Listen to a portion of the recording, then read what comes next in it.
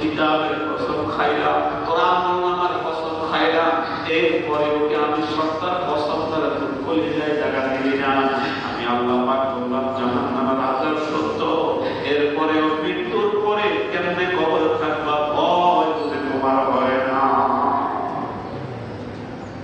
কোন কথা আসি আবার ফিরে যাই। আল্লাহ পাক বলেন মৃত্যু সত্য, কারণ মৃত্যুর পরে জীবিত করবো এটাও সত্য। আমাকে কেন পরিবর্তন হতে দেয় না? আমাকে এক নম্বর ধোঁকা দেয় দুনিয়া, দুই নম্বর ইবলিস, দুই নম্বর কে? আল্লাহ বলে খবরদার প্রতারিত হইও না। লা তাগুররান্নাকুমুল হায়াতুদ দুনিয়া, দুনিয়া বিভিন্ন রকমের পড়াশোনা দিয়ে তোমার মানুষ করে, এরপরে শয়তান তোমার বঞ্চিত করে। খবরদার তাদের তালে করে তোমার এই মূল্যবান হায়াত তারে ধ্বংস করে দিও না। কে বলে? কে বলে? আল্লাহ পাক অন্য জায়গায় বলেন ফাফিরু ইলাল্লাহ, আসো তোমরা আল্লাহর দিকে আসো। ফাফিরু ইলাল্লাহ ইন্নী লাকুম মিনহু নাযীরুম মুবিন। আমি আল্লাহ মাহবুবের জন্য ভয় প্রদর্শনকারী পাঠিয়েছি। জায়গায় জায়গায় ভয় প্রদর্শন করেছে, নবীরা সাহাবীদের করেছে, সাহাবারা তাবিঈনদের করেছে, তাবিঈ তবে তাবিঈনদের করেছে। যেতে যেতে যেতে যেতে মুশরিকি হুজুর বাইতুল জান্নাত জামে মসজিদে তোমাদের ভয় প্রদর্শন করেছিল। ফাফিরু ইলাল্লাহ, আমার ভয় প্রদর্শনকারীদের ভয়ে তুমি চলে যায় জায়গা দাও নাই।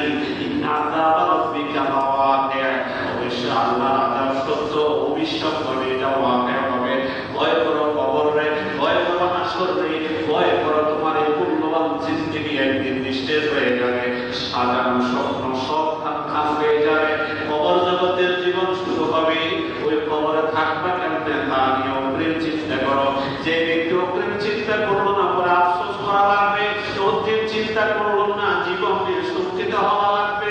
ইমাম গজ্জালী রাহমাতুল্লাহ আলাইহি সুন্দর একটা দৃষ্টান্ত দিয়ে দিলেন। ইমাম গজ্জালী রাহমাতুল্লাহ আলাইহি বলেন আল্লাহ পাকের একজন বান্দা ইবাদতকারী ইবাদত করে। ইমাম গজ্জালী বলেন আমাদের দুনিয়ার পরিস্থিতি সারা জীবনটাকে উনি একটা সুন্দর দৃষ্টান্ত দিয়ে কিতাবের ভিতরে উল্লেখ করেছেন। খুব মজা পেয়েছি আমি পড়ে। ইমাম গজ্জালী বলেন আগে পাহাড়ের দিকে চললেন, ইবাদত করবে, ইবাদত করার জন্য চললেন। দেখতেছেন হঠাৎ করে একটা সিংহ তাকে দৌড়াইতেছে পিছন দিয়ে। উনি সিংহটা দেখে পিছন দিকে দৌড়লেন। যেতে যেতে বিশাল একটা কূপ পেলেন। কূপ হলো নিচের দিকে গভীর, নিচে একবার পড়লে নিজ ইচ্ছায় উঠতে পারে না, কেউ না কেউ তাকে কোনো না কোনো মাধ্যমে তাকে উঠাইতে হবে। এটা আরব জগতের কূপ। আমাদের যে সমস্ত হাউস এগুলা না, কূপগুলা গভীর হয় নিচে। আরব দেশে কূপগুলা গভীর হয়, নিচে কেউ পড়ে গেলে রশির মাধ্যমে বা অন্য কিছুর মাধ্যমে নিচ থেকে উঠাইতে হয়। আল্লাহর বান্দা কূপে লাফ দিলে সিংহ দেখলে কে না ভয় করে? ভয়ে কূপে দিয়ে দিলাম। দেখতেছে একটা রশি, কূপের নিচে পড়লে তো ওঠা সম্ভব না। রশি দেখে সে রশিটা ধরে ফেললো। রশি ধরে ঝুলতেছে, নিচের দিকে তাকাইয়া দেখতেছে হিংস্র সে সাপ, বিষাক্ত সাপ নিচ দিয়ে দেখা যায়। ইমাম গজ্জালী রাহমাতুল্লাহ আলাইহি কিতাবগুলা কোন লাইব্রেরিতে দেখলে কিনবেন আর পড়বেন। তার দৃষ্টান্তটা যদিও রূপক মেসাল হয়, কিন্তু আমার জিন্দেগির সাথে একটা মিল করে তিনি লিখেছেন। আমার কথা সিংহ দৌড়াইতেছে, দৌড়ে এসে কূপে লাফ দিলেন। রশিতে ঝুলে নিচে তাকাইয়া দেখে নিচে সাপ, বিষাক্ত সাপ হা করে আছে। উপর থেকে তাকাইয়া দেখে কূপের মুখে সেই সিংহ তাকে খাওয়ার জন্য বসে আছে। নিচে তাকিয়ে দেখে সেই বিষাক্ত সাপ ঝুলতেছে রশি। রশির এক কোণে দুটা ইঁদুর, একটা কালো আর একটা সাদা। দুটা ইঁদুর রশিকে কাটতেছে আস্তে আস্তে। এখন বড় ভয়। কেমন ভয়? উপরে উঠা যাচ্ছে না সিংহ, নিচে নামা যাচ্ছে না বিষাক্ত সাপ। এদিকে যে রশি ধরেছে আছে, রশিটাও একবার দিয়ে কাটা শুরু করে দিল দুটা ইঁদুর।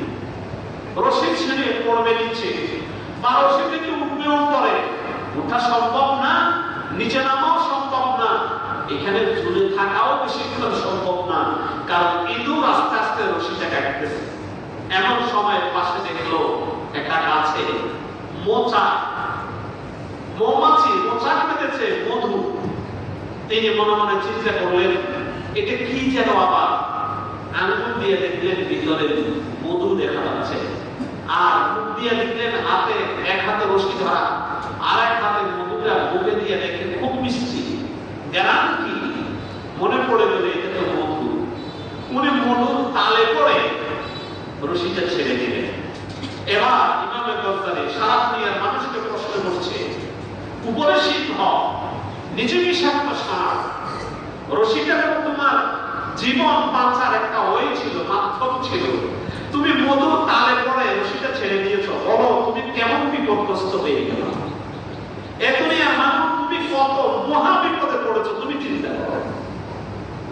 ইমামে গজ্জালি রাহমাতুল্লাহি আলাইহি দৃষ্টান্তটাকে এভাবে দিলেন যে এটা আমার জিন্দেগীর সাথে পুরো মিল করে রেখেছেন। সেটা হলো যে সিংহ এটা আমার বউ।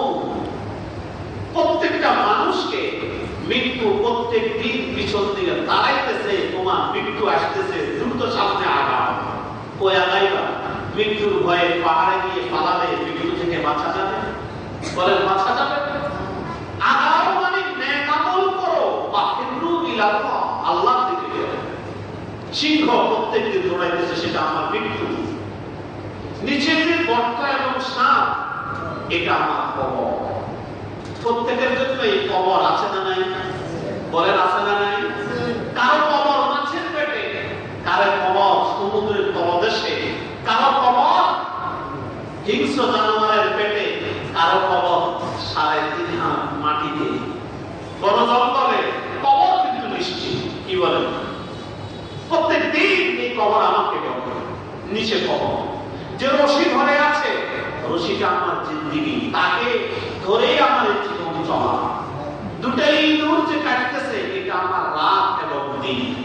রাত যায়, আমার হায়াত রশি একটু কাটা হয়ে গেল, দিন যায়, হায়াত রশি আরেকটু কেটে দিল। কাটতে কাটতে এক সময় এই রশি আপন প্রয়োজনের থাকবে না, আজরাইল আমাকে ডাকবে, রশি ছেড়ে পড়ে যাব। এটা হলো হায়াতের নিদর্শন। ইমামে গজ্জালি রাহমাতুল্লাহি আলাইহি বলেন, এরপরে পাশে যে মৌচাক পেয়েছো, এটার নাম হলো দুনিয়া। দুনিয়া বিভিন্ন রূপে তোমাকে লালসার মধ্যে ফেলে আহ্বান করছে, মজা দেখাচ্ছে। দুনিয়ার লালসায় যে মুক্ত হয়ে যায়, মহা বিপদ গুলার ভিতরে পড়ে মানুষ বিপদগ্রস্ত হয়ে যায়। ইমামে গজ্জালি দৃষ্টান্তটা দিয়ে অত্যন্ত সুন্দর।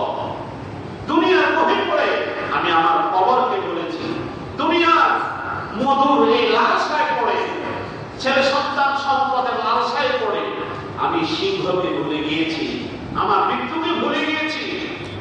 আমি এই মধুর লালসায় পড়ে কবরকে ভুলে গিয়েছি, সে বিষাক্ত সাপকে ভুলে গিয়েছি। আমার ধরে রাখার যে হায়াত, এটাকে আমি মোটেও আল্লাহর দিকে মোতাবাজ্য করতে পারি নাই। রাত যায়, দিন যায়, মনে করছি তো রাত চলে গেল, দিন আসছে, আর দিন করে নতুন কাজ শুরু করবো। দিন গেল, রাত আসছে, নতুন করে আমি আমার জীবন সাজাবো। কিন্তু রাত দিন যায় মানে হায়াত রশি কাটতেছে, দিন শেষ, রাত শেষ, যেতে যেতে আজকে নববর্ষ, আজকে মুহররমের 1 তারিখ, একটা বছর শেষ হয়ে গেছে। আমি আর আপনি কি চিন্তা করেছি হায়াত আর একটা বছর শেষ হয়ে গেল, আমার জিন্দেগি এখন কোন দিকে মোড় দিবে? আমি তো চিন্তা করি নাই। নববর্ষ যদি বাংলা হতো, নববর্ষ যদি ইংরেজি হতো, ইংরেজি নববর্ষ হতো, খুব ধুমধাম আয়োজন থাকতো, খুব রং মেলামেলি হতো। কিন্তু আরবি নববর্ষ বিধান, আমি মুসলমানের ঘরে নববর্ষ কোন রকমের খবর না আসেনি। বলেন আরবি নববর্ষ আজকে 1 তারিখ মুহররম, আরবি নববর্ষ আমার কোনো খবর নাই। বন্ধুগণ, এই পয়লা নববর্ষ আরবি আমাকে 2টা দাওয়াত দিতে এসেছে। কয় দাওয়াত? 1, ওয়ালা তুযলামুনা ফি আনফুসিহিম।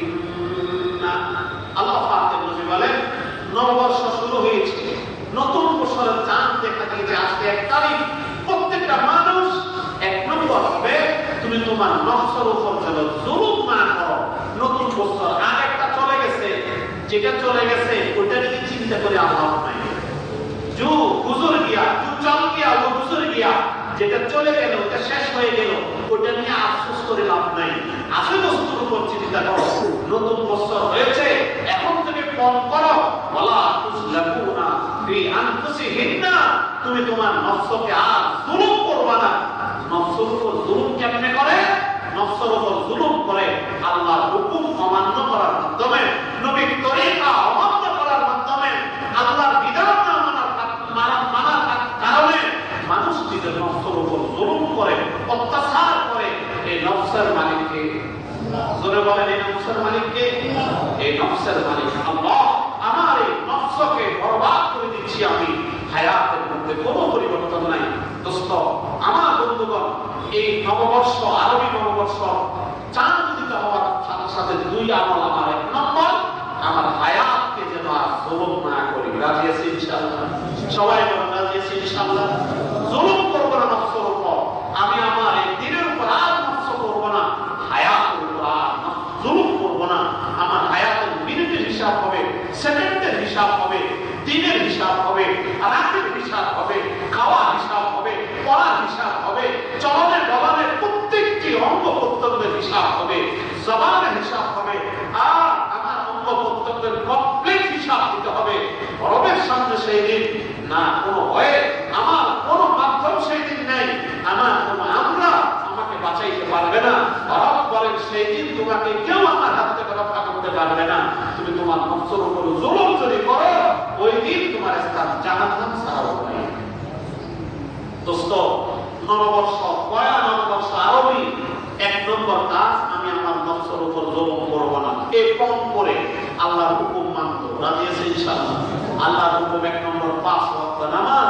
2 নম্বর, যা আল্লাহ পাক করতে বলেছেন করব, যা নিষেধ করেছেন ছাড়ব। রাজি আছি ইনশাআল্লাহ? হারাম খাবো না, মিথ্যা কথা বলবো না। হ্যাঁ আগে করেছি, মিথ্যা কথা বলেছি, আগে হারাম খেয়েছি, হ্যাঁ বহু করেছি। আমি আজকে থেকে তওবা করলাম, আমি আমার নফসের উপর জুলুম করব না। নববর্ষ শুরু হয়ে গেল, জানি না কবে যেন আমার কবরের নববর্ষ শুরু হয়ে যায়। কবরের নববর্ষ শুরু হয়ে গেলে আমার এই হায়াতকে আফসোস ছেলে মেয়ে করবে না, বিবি করবে না, আপন সন্তান করবে না, বন্ধু করবে না, সম্পদ কাজে আসবে না। আর আমার আল্লাহ পাক নিজেই বলেন, আল ইয়াউমা লা ইয়ানফাউ মালুন ওয়ালা বানুন ইল্লা মান আতাল্লাহা বিকলবিন সালিম। হে মুমিন, তুমি সারা জিন্দেগি যাদের জন্য তুমি সব শেষ করেছো, দিলে দিলে হায়াতটাকে ক্ষয় করেছো, দিলে দিলে নষ্ট করেছো, সকাল থেকে সন্ধ্যা পর্যন্ত মাথার ঘাম পায়ে ফেলে জীবনটা ক্ষয় করে দিয়েছো, এরা তোমাকে নিয়ে একটু আফসোস করবে না। আর আফসোস তোমার কোনো উপকারে আসবে না। লা ইয়ানফাউ মালুন ওয়ালা বানুন ইল্লা মান আতাল্লাহা বিকলবিন সালিম। নববর্ষের শুরুতেই, পয়লা নববর্ষে আজকে আমরা সকলে প্রতিজ্ঞা করি, আজকে সকলে আমরা প্রতিশ্রুতিবদ্ধ হই, আমি আমার দিনকে আল্লাহকে করব। বলেন ইনশাআল্লাহ? নম্বর 2, 10 তারিখে রোজা, 9-10 রোজা বা 10-11 রোজা, অর্থাৎ আশুরা রোজা যাকে বলে। এই নিয়ে আগামী শুক্রবার আল্লাহ যদি তৌফিক দেন বিস্তারিত আলোচনা করবো ইনশাআল্লাহ। আজকে এতটুকু আলোচনা হবে, হলো সেটি হলো নববর্ষ শুরু। এই আরবি নববর্ষের দিনে আমরা আল্লাহর সাথে সকলের অঙ্গীকার করতে হয়েছি, আমি আমার নফসের উপর জুলুম করব না। আমি প্রথম আল্লাহর সাথে এই মিম্বরে বসে ওয়াদা করেছি, এই মিম্বরে বসে আমার